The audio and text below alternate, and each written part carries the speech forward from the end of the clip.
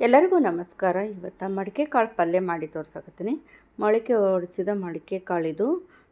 ಮಡಿಕೆ ಕಾಳು ಅಂತೇಳಿ ನಮ್ಮ ಉತ್ತರ ಕರ್ನಾಟಕದ ಕಡೆ ಸಿಗುವಂತಹ ಕಾಳು ರೆಸಿಪಿ ಇವತ್ತು ತೋರಿಸ್ತಾ ಇರೋದು. ಈಗ ಕುಕ್ಕರ್ನ ಇಟ್ಕೊಂಡಿನಿ. ನಾನು ಕುಕ್ಕರ್ನಾಗ ಮಾಡಿ ತೋರ್ಸಕತ್ತೀನಿ. ನೀವು ಬೇರೆ ಪಾತ್ರೆ ಒಳಗೆ ಮಾಡ್ಕೊಳೋದಾದರೂ ಮಾಡ್ಕೋಬೋದು. ಬೇಗ ಆಗಲಿ ಅಂತ ಹೇಳಿ ನಾನು ಕುಕ್ಕರ್ನಾಗ ಮಾಡ್ತಾ ಇರೋದು. ಈಗ ನೋಡಿರಿ, ಕುಕ್ಕರಿಗೆ ನಾನು ಎಣ್ಣೆನ ಹಾಕ್ಕೊಂಡಿನಿ. ಸ್ವಲ್ಪ ಎಣ್ಣೆನ ಜಾಸ್ತಿನ ಹಾಕ್ಕೊಳ್ರಿ.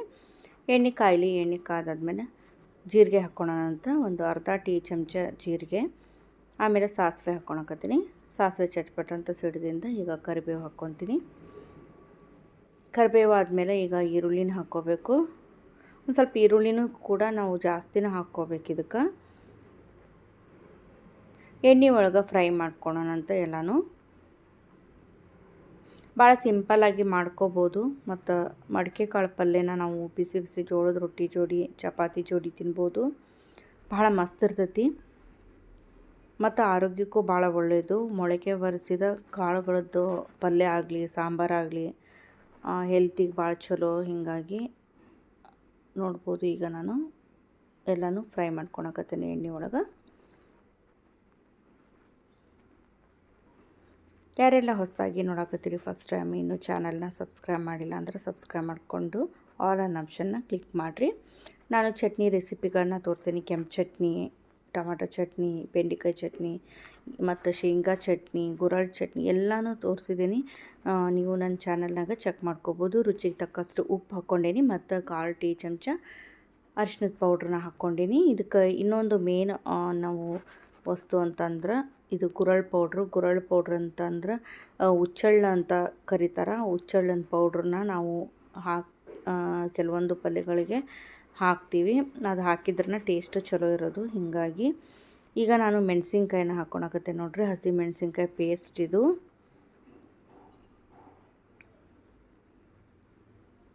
ಇದನ್ನು ಕೂಡ ನಾವು ಹಸಿ ಸ್ಮೆಲ್ ಹೋಗೋವರೆಗೂ ಬಾಡಿಸ್ಕೋಬೇಕು.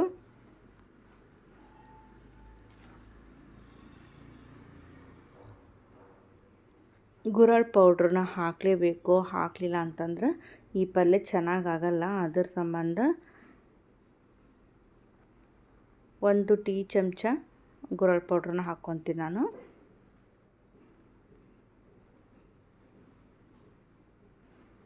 ಸ್ವಲ್ಪ ನೀರು ಹಾಕ್ಕೋಬೇಕು. ಕುಕ್ಕರ್ನಾಗ ಇಡೋದಾದ್ರೆ, ಹೊರಗಡೆ ಇಡೋದಾದ್ರೆ ಸ್ವಲ್ಪ ಜಾಸ್ತಿ ಹಾಕ್ಕೋಬೇಕು.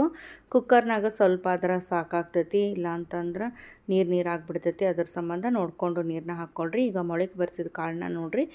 ಮಾರ್ನಿಂಗ್ ನಾವು ನೆನೆಯಾಕಿಟ್ವಿ ಅಂತಂದ್ರೆ ಸಂಜೆ ನಾವು ಇದನ್ನು ಒಂದು ಬಟ್ಟೆ ಒಳಗೆ, ಕಾಟನ್ ಬಟ್ಟೆ ಒಳಗೆ ಕಟ್ಟಿಟ್ಟು ಮಾರನೇ ದಿನ ಬೆಳಗ್ಗೆ ನಾವು ಮಾಡ್ಕೋಬೋದು.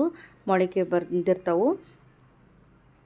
ಈ ಥರ ಮೊಳಕೆ ಬರಿಸಿದ ಕಾಳುಗಳ ಪಲ್ಯ ರೆಸಿಪಿಗಳನ್ನು ಮಾಡಿಕೊಂಡು ಆಗಾಗ ತಿನ್ನೋದ್ರಿಂದ, ಮಕ್ಕಳಿಗೆ ಕೊಡೋದ್ರಿಂದ ಆರೋಗ್ಯಕ್ಕೆ ಭಾಳ ಒಳ್ಳೆಯದು. ನೋಡ್ಬೋದು, ಈಗ ನಾನು ಮಡಿಕೆ ಕಾಳಿದು ಮೊಳಕೆ ಬರಿಸಿದ ಮಡಿಕೆ ಕಾಳು ಹಾಕ್ಕೊಂಡು ಈಗ ಸ್ವಲ್ಪ ನೀರನ್ನ ಹಾಕ್ಕೊಂಡಿನಿ. ಭಾಳ ನೀರು ಹಾಕ್ಕೊಂಡಿಲ್ಲ. ಒಂದು ವಿಸಲ್ನ ಹೊಡೆಸಿದ್ರೆ ಆಯಿತು. ಇದು ಬೇಗನೆ ಬೆಂದ್ಬಿಡ್ತೈತಿ. ಅತಿ ಮೆತ್ತಗಾಗೋದು ಬೇಡ. ಅದ್ರ ಸಂಬಂಧ ಒಂದು ಸೀಟಿ ಆದ್ರೆ ಸಾಕು. ಒಂದು ಸೀಟಿ ಮಾಡಿಸಿಂದ ರೆಡಿ ಆಗ್ತೈತಿ ಮಡಿಕೆ ಕಾಳು ಪಲ್ಯ. ರುಚಿಯಾದ ಮಡಿಕೆ ಕಾಳು ಪಲ್ಯ. ಒಂದು ಸೀಟಿ ಮಾಡಿಂದ ನಾನು ಕುಕ್ಕರ್ನ ತೆಗೆದೆ ನೋಡ್ರಿ. 6 ಸೀಟಿ ನೋಡ್ರಿ. ನೀರನ್ನ ಕರೆಕ್ಟಾಗಿ ನೀರು ಹಾಕಿ ನಾನು. ಅತಿ ಆಗಿಲ್ಲ, ನೀರು ಕರೆಕ್ಟಾಗೈತಿ. ಇಷ್ಟ ಆಗಬೇಕು. ಭಾಳ ನೀರು ಆತಂದ್ರೆ ಚೆನ್ನಾಗಿರೋದಿಲ್ಲ. ರುಚಿಯಾದ ಮೊಳಕೆ ಬರಿಸಿದ ಕಾಳು ಪಲ್ಯ ರೆಡಿ ಆಯ್ತು. ಹಂಗೂ ನಾವು ಬಟ್ಲದಾಗ ಹಾಕ್ಕೊಂಡು ತಿನ್ಬೋದು, ಮಕ್ಕಳಿಗೂ ಕೊಡ್ಬೋದು. ಸಖತ್ತಾಗಿರ್ತೈತಿ. ಈಗ ಸರ್ವಿಂಗ್ ಬೌಲಿಗೆ ಹಾಕಾಕತ್ತೆ ನೋಡ್ರಿ. ಬಿಸಿ ಬಿಸಿ ಜೋಳದ ರೊಟ್ಟಿ ಜೋಡಿ ತಿನ್ನಿರಿ, ಸಖತ್ತಾಗಿರ್ತೈತಿ. ಮತ್ತು ಕಟಕ್ ರೊಟ್ಟಿ ಜೋಡಿನೂ ಕೂಡ ತುಂಬ ಚೆನ್ನಾಗಿರ್ತೈತಿ ಈ ಪಲ್ಯ. ಒಂದು ಸಾರಿ ಇದೇ ಥರ ಮಾಡಿಕೊಂಡು ನಿಮ್ಮ ಅನಿಸಿಕೆಗಳನ್ನ ಕಮೆಂಟ್ ಒಳಗೆ ತಿಳಿಸೋದನ್ನು ಮರಿಬೇಡ್ರಿ. ಹೊಸಬ್ರು ಏನಾದರೂ ನೋಡಕತ್ತಿದ್ರೆ ಇನ್ನೂ ಚಾನಲ್ನ ಸಬ್ಸ್ಕ್ರೈಬ್ ಮಾಡಿಲ್ಲ ಅಂದರೆ ಸಬ್ಸ್ಕ್ರೈಬ್ ಮಾಡಿಕೊಡ್ರಿ. ಲೈಕ್ ಕೊಡೋದನ್ನು ಮರಿಬೇಡ್ರಿ. ಇನ್ನೂ ಬೇರೆ ಬೇರೆ ರೆಸಿಪೀಸ್ನ ನಾನು ಮಾಡಿ ತೋರಿಸ್ತಾ ಹೋಗ್ತೀನಿ. ಒಂದಿನ ಬಿಟ್ಟು ಒಂದಿನ ಅಥವಾ ಡೈಲಿ ನಾನು ಹಾಕ್ತಾನೆ ಇರ್ತೀನಿ. ಹೀಗಾಗಿ ನೀವು ಸಬ್ಸ್ಕ್ರೈಬ್ ಮಾಡಿದರೆ ಮಾತ್ರ ನಿಮ್ಗೆ ನಾನು ಹಾಕುವಂಥ ವಿಡಿಯೋಸ್ನ ನೀವು ನೋಡ್ಬೋದು. ಲಾಸ್ಟಲ್ಲಿ ಕೊತ್ತಂಬರಿ ಸೊಪ್ಪನ್ನ ಹಾಕಾಕತ್ತೀನಿ. ಫೈನಲ್ಲಾಗಿ ರೆಡಿ ಆಯಿತು ಮಡಿಕೆ ಕಾಳು ಪಲ್ಯ, ಸಿಂಪಲ್ಲಾಗಿ. ಮತ್ತೆ ಮುಂದಿನ ರೆಸಿಪಿಯೊಂದಿಗೆ ಸಿಗೋಣ್ರಿ. ಅಲ್ಲಿ ತನಕ ನಿಮ್ಮೆಲ್ಲರಿಗೂ ನಮಸ್ಕಾರ ರೀ.